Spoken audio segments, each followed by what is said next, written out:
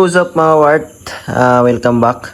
So ito yung engine na nilinis at binuo natin. So yan na siya ngayon.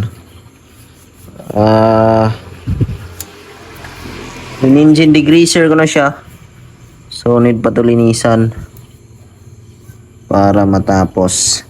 Tapos yan yung harness, ginabit ko na. New box, papalitan pa yan ni boss. Then syempre lahat handlit lahat ng bolts. Yan, ito ni-repaint natin yung manibela. Tapos ngayon is kabitan natin siya ng carb. So ito UCR keyhen. So yan, ito yung kakabit natin. Itong curve na to is big curve siya, pero ito yung likod, kasya pa rin siya sa stock. So yan, goods pa rin siya sa stock na manifold. Hindi na kailangan magpalit na ang goma.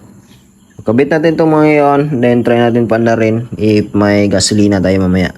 Update ko lang kayo mamaya mga part.